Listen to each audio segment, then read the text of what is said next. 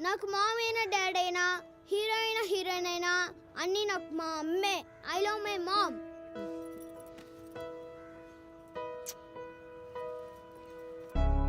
కను పాపను